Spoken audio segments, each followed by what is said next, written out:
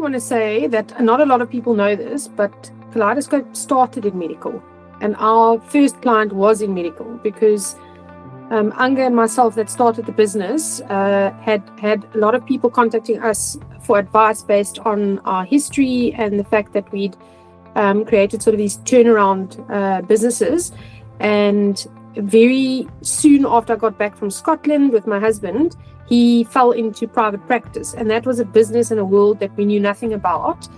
But I could see that there were lots of opportunities to create something amazing. And I was pregnant at the time, and we obviously hadn't had any formal clients starting day one. So I naturally fell into the practice for 6 months and had a period of observation and things like that for 6 months before we really kicked the thing into gear post having the baby. So the intention was always to start Kaleidoscope 1 January 2016, and this happened in 2015. So we were kind of loosely consulting in medical for 6 months at the time. And to the point that Anga even did billing at a stage, like immersed herself in sort of the billing. And for those of you that know Anga, not her forte, but it was this immersive experience for us to be able to do sort of game-changing work in an environment that we knew very little about.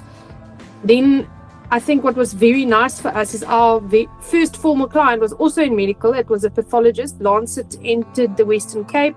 And we supported them in entering this competitive landscape and how they scaled. So, yeah, I think we very quickly realized that business is business. Whether you're a medical business, a finance business, an estate agency business, a retail business, a business is a business. At the end of the day, it's about profits, and it's about how you're managing your costs, and then how you're managing your people and technology within that framework. So, yeah, I don't think it fell too far from the tree. And, that's how it started.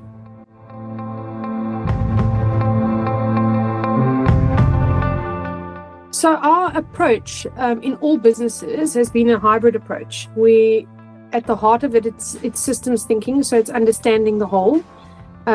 We also put people at the center of how we solve. And I think that is something that just by the nature of how we look at it, we're not looking at it from a pure clinical lens or from a pure administrative lens, which is what unfolds in the medical space. We're looking at it from a whole perspective, and then making sure that the people that are at the heart of it are driving these outcomes. And when I say people in the medical space, I'm talking about the patient, as well as the people in the business that create this culture where you can have a high performance, because high performance gives good patient outcomes. And then I think one of the big things is understanding business.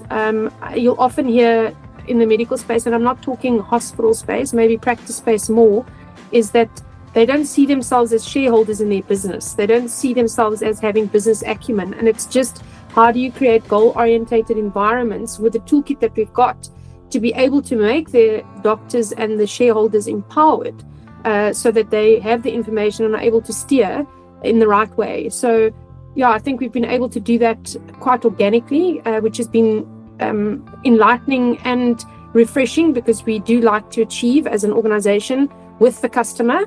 And I think the way that it's unfolded is really looking at what are the tools that we can create or have created now 10 years down the line that are very impactful in that space. So creating visibility on financial information in an applicable format, that's a tool. Being able to communicate properly across team members to ensure that information is carried in the right way, to ensure that everybody's aware of where we are going in an organization. So things like goal setting and orientating the team around that. Utilizing technology to enhance communication or to improve performance in the clinical space because of how data is transferred. I think those are all tools that we have brought or created over this time that are hugely impactful. And it's not these, I want to call them long levers, where you're waiting months or years to see a result. You can see with some of them a result within 4 weeks. Others, as soon as 3 months, where you don't have this long loop for impact. And I think it's around across organizational learning. It's taking things that we know from other environments and bringing them into quite an isolated field. Medical is almost very protected. That's the feeling you get. And by that nature, you find that it's quite archaic, and we stick to what we know and we don't, challenge. And I think we're able to do that in a very safe way, with the respect of sort of the gravitas that the industry carries, but not disrespecting sort of the opportunity that can be brought with the type of things that we do in that space.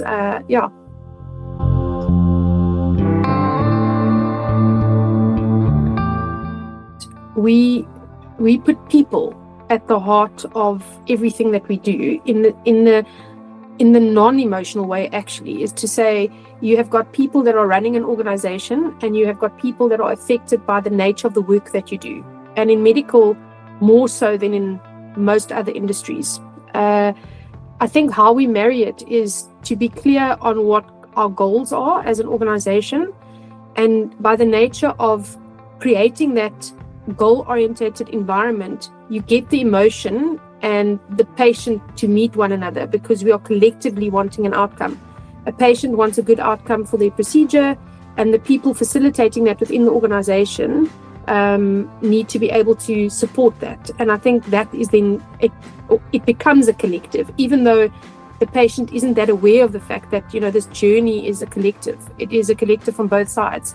I think what's critical is that you need to create a workplace environment where the culture of people is nurtured and people being patient. So I think it's quite a buzzword is to say it's patient-centric, and everybody wants to be patient-centric. But you cannot be patient-centric if you're not on the same journey and wanting the same outcomes as what the patient is intending or arriving with. And I think that is potentially how we do it, is lifting our heads, creating the bigger picture, allowing anyone in the process and by that people that is involved to see that and to interact with what they're dealing with in that way. And by that, you're not really separating clinical and people or the emotional side. You're actually bringing them together, and you're ensuring that everyone is on the same page and that we're sort of fighting for the right things.